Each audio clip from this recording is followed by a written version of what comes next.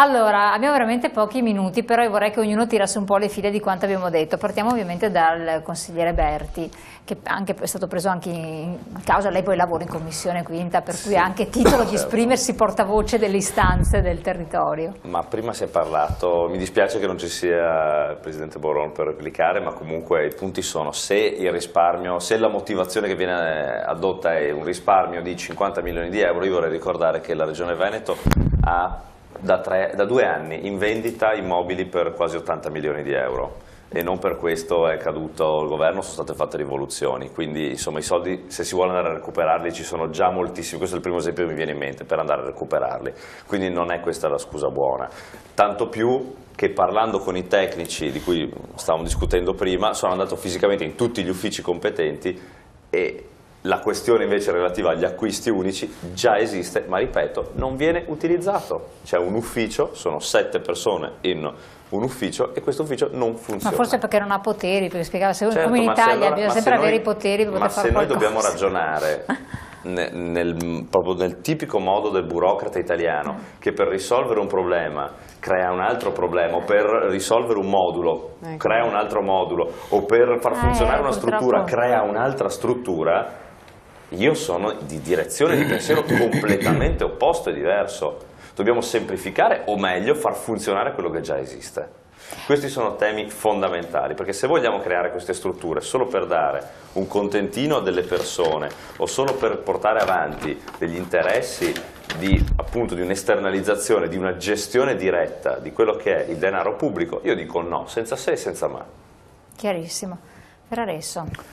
Allora, per definire il piano sociosanitario regionale si sono fatte circa una quarantina di riunioni, audizioni. Io penso, raccogliendo insomma, i cambiamenti che ha detto prima il Presidente nelle audizioni, che ci sia la necessità su questo pezzo che influisce anche nella programmazione. Non è vero che non influisce sulla programmazione la decisione di come mi organizzo sotto l'aspetto del sanitario. Io penso che ci sia la necessità di riattivare, al di là di questo progetto di legge, luoghi di confronto con le istituzioni locali, in particolare con i sindaci. Ripeto, ci deve essere un luogo non solamente all'interno delle USL, ma anche a livello regionale di confronto e anche con le organizzazioni sindacali. Quindi voi auspicate che ci possa essere un percorso. Rita Turati. Ma sulla stessa scia, perché a me piacerebbe è utopia, però io penso che o i cittadini diventano protagonisti del cambiamento e quindi insieme a loro le associazioni o chi li rappresenta, o altrimenti continueremo a imporre delle cose che poi non si realizzano. L'esempio è quello del piano sociosanitario che oggettivamente è rimasto lì buona parte sulla carta e appunto a fronte di bisogni che magari a cui si poteva rispondere già con gli strumenti che erano stati individuati, si inventano delle cose nuove. Io da questo punto di vista sono particolarmente preoccupata, quindi auspico che i cittadini sempre di più diventino protagonisti, e mi batterò per questo. 2, insisto nel dire che ci saranno certamente dei problemi relativi all'efficienza, anche alla qualità del sistema ospedaliero sicuramente, che c'è bisogno di intervenire, di razionalizzare di più. Ma quello ancora con la legge che diceva prima il segretario dell'Ordine dei Medici, della NAO, scusa. Così. Ma il buco vero e che rischia di sgretolarsi sempre di più in prospettiva che abbiamo in Veneto e che rischia di affossare un sistema che abbiamo detto tante volte essere stato per tanti anni il fiore all'occhiello rispetto alla sanità nazionale, è il sistema di integrazione, il sociosanitario. E mi dispiace perché era l'altra cosa che avrei voluto dire. Io sono preoccupata perché lui dice noi anche per far fronte a un problema di finanziamenti, di efficientamento, che abbiamo fatto questa operazione. Sì, peccato però che nel momento in cui, se è vero che Renzi ti ha tagliato 240 milioni di euro, tu non hai avuto nessun timore come Regione Veneta a tagliare immediatamente il pezzo del sociale, il sociale più povero. Non so se mi spiego. Invece di andare a cercare appunto finanziamenti da altre parti, poi il timore è che si continui a tagliare sempre sulla parte più debole. Quindi due cose: protagonismo dei cittadini, e i servizi territoriali sul territorio, con particolare attenzione al sociale che si sta... Assolutamente. Dal punto di vista del sociale proprio... Diciamo che sì, pensavo che a fine dibattito ci sarebbe stato, come dire, un minimo di chiarezza in più rispetto ai dubbi che avevo espresso all'inizio, no? Anche se avevamo visto, diciamo, direi favorevolmente la possibilità di interventi anche sulla distribuzione delle ASL, così, perché pensiamo che il territorio abbia bisogno, in particolare il territorio montano e quant'altro. Non vorremmo che con questa operazione poi, come dire, si diminuisse l'attenzione a quei territori che sono particolari, ripeto, per la territorialità proprio della sanità. E quindi i dubbi che lei ha espresso sostanzialmente hanno, come dire, rafforzato non solo la possibilità che come cittadini dobbiamo avere, come è stato espresso prima, di verificare effettivamente le risorse, la risposta sanitaria, ma in definitiva poi si tratta di capire effettivamente se i cittadini hanno come riferimento la conferenza dei sindaci, i politici che sono stati eletti, e noi su questo dobbiamo puntare, nel senso che le responsabilità che quando qualcosa non funziona sul territorio, come ha detto lei prima, noi ci rivolgiamo direttamente ai sindaci, diciamo tu sei il primo responsabile della sanità, della salute in questo territorio, e quindi sei il nostro riferimento. Oggi quindi vanno rivalutati questi ruoli della politica, che deve necessariamente, perché è previsto dalla Costituzione, che se ne occupi. Io ho visto, come dire, favorevolmente le sue osservazioni, che ne avevamo pensato anche prima, ne abbiamo discusso in direttiva regionale, però l'obiettivo che ci eravamo posto è quello del risparmio da poter reinvestire in salute. A dire, c'è già una discreta, buona risposta sanitaria. Non per dirottarlo da altre parti, io ho capito che resta nell'ambito della salute. Effettivamente, ma voglio dire, la sanità è sanità, il sociale è sicuramente importantissimo, il territorio puro, è un discorso che ha fatto prima il rappresentante della NAU, che è condivisibile, però per favore, chi è in consiglio regionale, chi è nella commissione, è lì che deve assicurarci. I riferimenti nostri comunque, se non è stato modificato, me lo auguro, resta a conferenza dei sindaci. Cioè, ecco, volevo dire, siamo preoccupati comunque, ma per fortuna puntiamo su quelle persone che hanno, come dire, responsabilità legittime. Titolo per potersi pronunciare. Esatto. Segretario, velocemente. Molto velocemente rimango della mia idea, cioè non è mia, dell'associazione che rappresento, perché non è solo il mio pensiero, è chiaro ed evidente. Quindi ritengo che lo snodo per recuperare risorse del nostro sistema, in particolare nel Veneto, sia quella di mettere mano seriamente alla riorganizzazione della rete ospedaliera. Non viene fatto per ragioni legate alla politica, ai campanili, quindi c'è una responsabilità politica anche dei sindaci, tra altre cose io apprezzo, anche come ruolo, per carità. Devo dire che ho avuto grossa esperienza di collaborazione con i sindaci molti anni fa, non si interessano molto del sanitario, tanto per parlarci chiaro, si interessano solo del sociale e basta, e al massimo arrivano al socio-sanitario. Queste sono le loro competenze. Ma è nel sanitario che ci sono praticamente investimenti molto importanti. Abbiamo visto la differenza dei due budget, 8 miliardi e mezzo, allora dov'è? Cioè la sostanza è da una parte. Prevalentemente viene spesa sul personale. Ora voi qui oggi abbiamo parlato di azienda zero, ma non abbiamo toccato un punto che è importantissimo, di cui non sapete niente, il cittadino non sa nulla, ma il 25 di novembre, quindi tra un mese, scatta naturalmente l'applicazione di un decreto legge che impone naturalmente un orario di lavoro europeo. Tradotto significa che il personale sanitario, cosa che non ha mai potuto fare per più di 10 anni, si applica una legislazione europea che impone riposi di 11 ore giustamente al personale, naturalmente ai medici. Ci saranno carenze. E quindi c'è già una carenza di personale. Se si applicano questi turni che devono essere rivisitati e rivisti, allora via i posti letto da moltissimi anni, ne abbiamo persi. Va bene, quindi ci saranno delle cose, questa magari dedichiamo una trasmissione ad oggi. Adesso meno personale, come possiamo far stare insieme, cioè stare in piedi il sistema e gli ospedali? Non sarà possibile, quindi bisogna intervenire. Si andrà a tirare la giacca al Ministro, prego. No, anche la Regione. Mi viene da dire, lo scopriremo solo vivendo, però che i sindaci siano stati auditi in quinta commissione sanità regionale, benissimo. Che i sindaci non siano esattamente alla stregua degli altri soggetti, degli altri attori, altrettanto. Quindi una fase di ascolto continuo e di un monitoraggio continuo è essenziale. Quello che mi sembra di dire è che il tempo che è stato assegnato anche all'ANCI per dare un parere è stato veramente breve.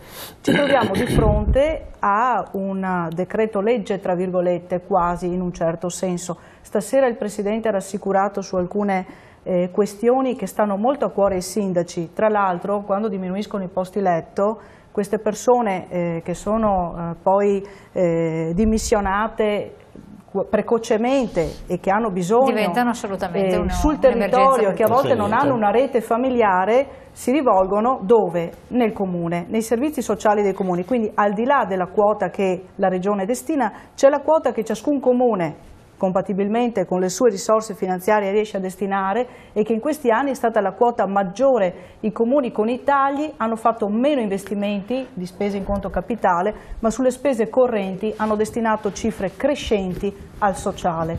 Quindi i comuni non vogliono essere espropriati di questo ruolo, non perché sia un potere da gestire, anzi, come capiscono bene i cittadini a casa, spesso il sindaco è impotente, l'assessore ai servizi sociali è impotente, ma cerca in tutti i modi di attivare anche quelle reti informali dove le associazioni, le cooperative sane fanno quella parte fondamentale di cucitura di un tessuto che si sta sempre più slabbrando. Questo Veneto invecchia, quindi è vero che è uno scenario di insostenibilità, perché ovviamente aumenta la domanda sanitaria. No, ma è stata chiarissima. Ma certamente l'ANCI non può essere audito alla stregua di una qualsiasi associazione, rappresenta la stragrande maggioranza dei comuni, e cioè dei cittadini. Chiaro. Tiriamo un po' le fila molto rapidamente perché siamo fuori tempo massimo, quindi Luigi, che cosa tu cittadino, padre di famiglia, imprenditore eccetera, che cosa ne estrapoli di tutto ciò? Allora, intanto secondo me bisogna diversificare quando le cose vanno bene, nel senso un'azienda diversifica nuove attività quando le cose funzionano. Quando non funzionano più è troppo tardi spesso, quindi se il nostro sistema regionale funziona non significa che non possa essere migliorato, e questo secondo me va da imprenditore, dico che ce lo vedo veramente molto positivamente, che ci sia l'intendimento di migliorare qualcosa che comunque funziona magari meglio di altre regioni. E leggendo il disegno di legge non ho compreso però se c'è un desiderio di potere da parte, diciamo, di chi comanda, cioè avere una maggiore efficacia sulle decisioni che si prendono, o se c'è un desiderio di ottimizzazione reale di quello che si andrà poi a deliberare e a legiferare. Forse tutti e due, oggi come oggi c'è bisogno, così come a livello centrale, di maggiore determinazione. Possiamo disquisire sui tempi, no? Perché il discorso dei tempi molto rapidi a volte non aiuta, questo qua è una cosa che secondo me non è giusta. A me restano dei dubbi, che adesso vedremo come si andrà a sviluppare un pochino questa legge, perché al momento io vedo un indebolimento dei sindaci in questo progetto. Secondo me verranno indeboliti, ci sono dei dubbi di costituzionalità, secondo me, perché c'è una sovrapposizione in alcuni casi con la Costituzione, diciamo, nazionale, e ho qualche timore che diciamo, il Consiglio regionale, la Giunta regionale possa in qualche maniera venire meno qualche, diciamo, efficacia che oggi legittimamente ha.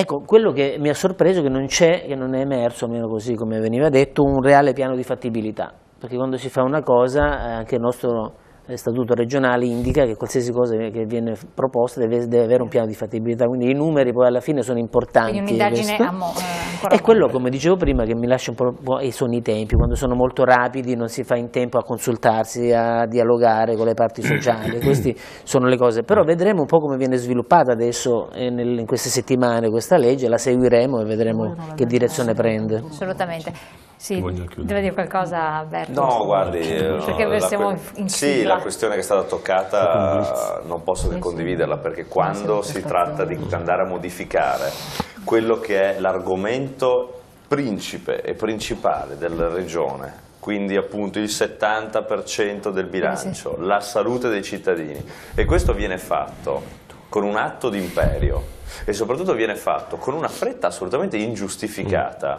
per un atto che andrebbe appunto condiviso, concertato con i cittadini, per andare a creare qualcosa che ad oggi non esiste in nessun'altra parte d'Italia.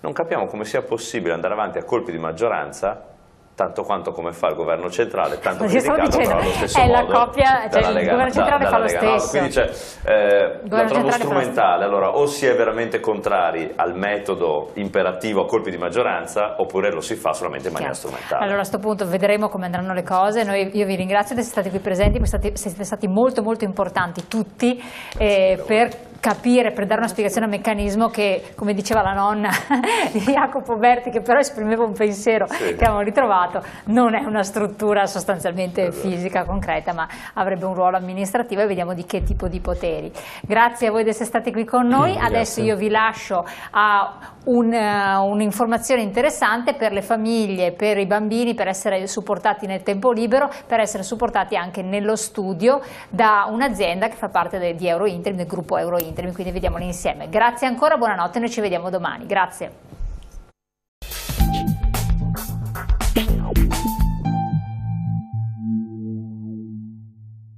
Adesso andiamo a scoprire un progetto di Eurointerim Servizi, si chiama Quinto Piano. A parlarcene nel dettaglio Liliana Borgna, che è la responsabile di questo progetto. E allora di che cosa si tratta? Alle sue spalle dei ragazzini che stanno studiando, non a caso, perché?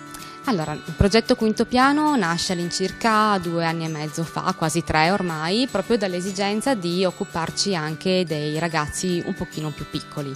Noi siamo un ente di formazione accreditato presso la Regione Veneto, e quindi sono tanti anni che lavoriamo nel mondo della formazione, ci siamo sempre occupati però della formazione dei più grandi e quindi abbiamo deciso di occuparci anche dei più piccoli. Il Quinto Piano è un doposcuola. Dire che un doposcuola è in un certo senso riduttivo. Noi ci occupiamo di ragazzi dalle scuole elementari fino alle scuole superiori, arrivando fino alla preparazione di test universitari. Il nostro obiettivo è quello di rendere i ragazzi sicuramente più sicuri di loro, quindi lavoriamo tantissimo sulla parte dell'autostima e renderli consapevoli di quelle che sono le loro capacità e gli obiettivi che possono raggiungere. Il doposcuola serve per aiutarli e supportarli in quelli che sono tutte le attività che la scuola dedica e insomma lascia un po' al pomeriggio e alle famiglie che sappiamo benissimo lavorano tutto il giorno.